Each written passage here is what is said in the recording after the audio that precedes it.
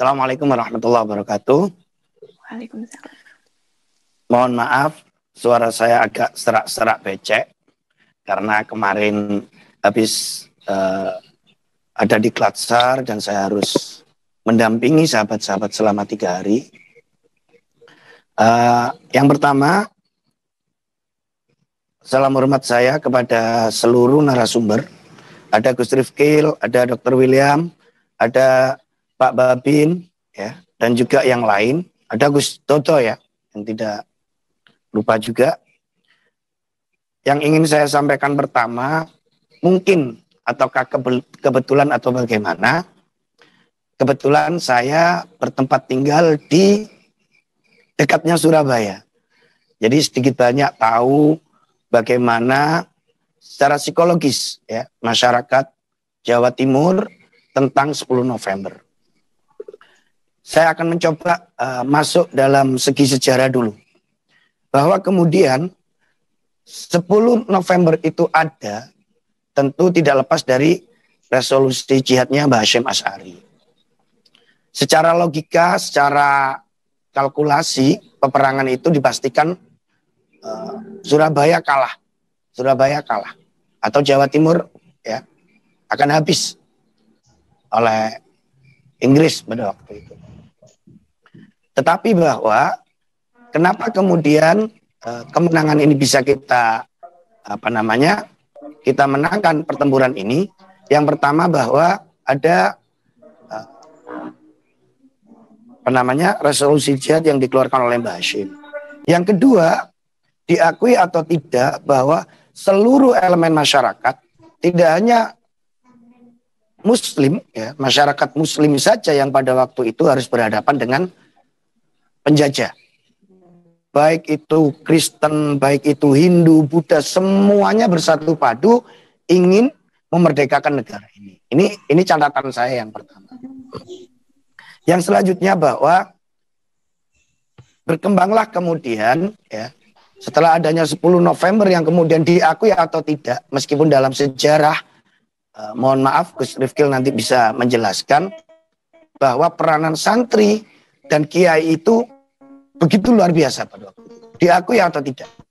Nah, yang menarik adalah Mbah Hasyim waktu itu selaku Rais Akbar NU dan seluruh jajaran pengurus setelahnya itu tidak pernah satupun mengklaim bahwa kemerdekaan ini adalah jerih payah orang-orang Islam. Ini yang menarik menurut saya. Ya. Jadi tidak ada kemudian pengurus NU itu mengklaim 10 November, kemenangan 10 November itu murni satu-satunya dikarenakan kekompakan orang-orang Islam. Tidak ada. Bahwa kemudian yang ada kemenangan ini kita raih itu atas kerjasama seluruh anak bangsa. Ini. Lah, dalam perspektif politik, karena tadi saya juga sudah disampaikan, saya atas nama anggota DPRD Kabupaten Pasuruan yang kebetulan saya Ketua PC GP Ansor Bangil. Semakin hari, semakin ke sini, bahwa yang berkembang adalah politik identitas. Ada beberapa kelompok-kelompok yang kemudian mereka tidak ikut memberikan sumbangsi kepada negara ini, tidak ikut mengucurkan keringat, tidak ikut berkorban raga dan nyawanya, kemudian mengklaim bahwa negara ini berdiri itu atas murni karena orang-orang Muslim. Nah, ini yang menurut saya cukup menarik. Ini yang kita namakan dengan politik identitas. Padahal mereka tidak sama sekali berjuang. Saya juga tidak tahu apakah orang tua mereka, kakek mereka juga ikut berjuang pada waktu itu. Bahkan kemudian NU kemudian dipukul habis. Ada yang mengatakan PKI, ada yang mengatakan liberal meskipun kontraproduktif. Saya juga bingung sebenarnya pola pikir mereka bagaimana. Nah, ini yang menurut saya kemudian cukup mengkhawatirkan politik identitas itu. Kalau ini kemudian dibiarkan ya, dan kemudian menjadi mampu mereka memframing tentang hal ini kepada masyarakat awam yang ada di bawah, maka kebinekaan ini juga akan terancam menurut saya. Nah, PR kita adalah hari ini menurut saya bagaimana kita ya generasi muda yang ada di Indonesia ini menyadarkan kepada masyarakat bahwa kemerdekaan ini tidak hanya dimiliki oleh satu golongan, meskipun faktanya kemudian diakui atau tidak 10 November ini mayoritas waktu itu adalah kiai dan santri. Cuman yang aneh adalah yang ngeklaim kelompok lain. Bahkan kemudian ketika hari santri pun mereka tidak mau menerima. Ini kan aneh. Gitu.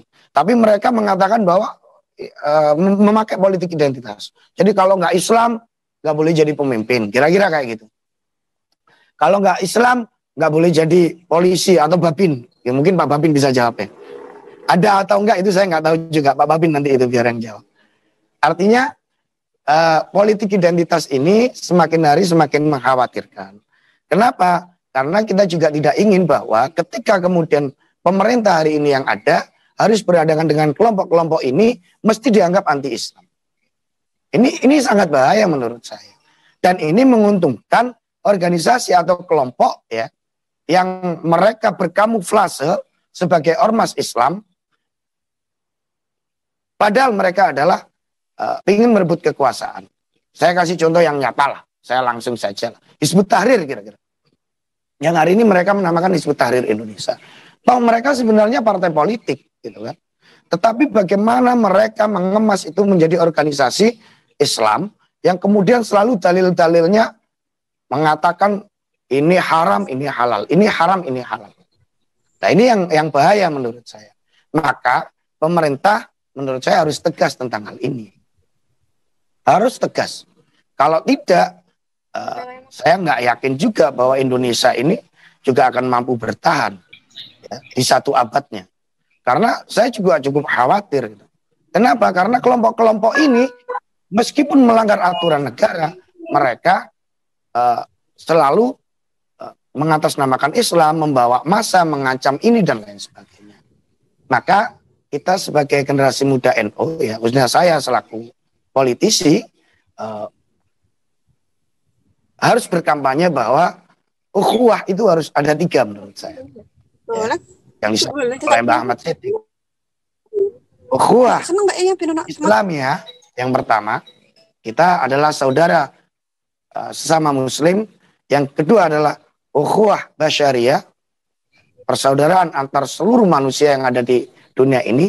Dan yang tidak kalah penting adalah ukhuwah wataniyah. Bagaimana kita menjadi saudara sebangsa, setanah air, yang mana suka atau tidak suka, ya, dengan berbagai agama, dengan berbagai golongan, dengan berbagai suku, itu juga punya andil dalam memerdekakan negara ini. Itu. Selanjutnya juga harapan saya juga berharap bahwa aparat dalam hari ini kemudian bisa lebih tegas dalam menangani hal-hal semacam ini. Semohon maaf, saya di wilayah saya itu sering kali mengkritik, mohon maaf Pak Babin, okay, Pak Bribka, saya itu sering kemudian mengkritisi kinerja Polri, bagaimana kemudian mereka tidak begitu tegas dalam menghadapi kelompok-kelompok yang mengatasnamakan Islam ini. Meskipun saya tahu secara psikologis bahwa pihak polisi itu juga ada ketakutan, karena ketika mereka melakukan tindakan-tindakan represif, mesti isu yang muncul adalah mereka anti-Islam, polisi itu anti-Islam. Dan juga ketakutan itu sangat wajar karena di Mesir itu juga terjadi hal yang sama. Bagaimana mereka mampu memframing dan memberikan berita kepada masyarakat bahwa pemerintah anti-Islam yang kemudian juga akhirnya bubar pemerintahan Mesir waktu itu. Nah, harapan saya di sini aparat ya, baik TNI maupun Polri ini bisa bertindak lebih tegas. Bagaimana kemudian siapapun kemudian ya yang melanggar aturan sudahlah tindak secara hukum ya. Karena kita punya hukum positif yang ada di Indonesia ini. Ya perkara berbeda dengan hukum syariat kan itu urusan lain gitu kan. Tidak bisa juga kan kemudian negara ini harus diselesaikan. Contoh seumpama orang yang salah nggak mau mengaku salah dengan mubahalah, dengan menumpuk 50 Al-Quran, 100 Al-Quran gitu kan juga nggak bisa juga kan. Karena ada hukum positif kan yang ada di Indonesia ini. Ini yang harus menurut saya juga ditegakkan. Yang selanjutnya tentu ini harapan saya kita sebagai generasi muda diakui atau tidak bahwa kelompok mereka itu mampu membuat framing di media sosial, penguasaan media sosial mereka sangat luar biasa. Sesuatu hal yang sebenarnya itu salah, tetapi mereka mampu membuat seakan-akan itu benar. Maka ketika ada makalah kejahatan yang diulang-ulang, ya, itu akan menjadi sebuah kebenaran. Dan ini strategi mereka hari ini, segala sesuatu yang kemudian sebenarnya salah, hoax ya kalau hari ini kemudian kita mengartikannya, itu diulang sampai kemudian hampir seluruh masyarakat Indonesia itu percaya. Dan itu saya mengalami sendiri berkali-kali.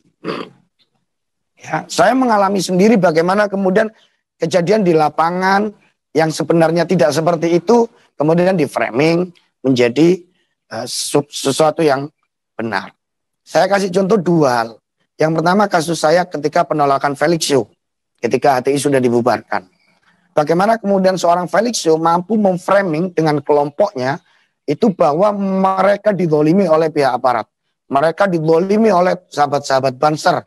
Pengajian mereka dibubarkan. Padahal faktanya tidak semacam itu.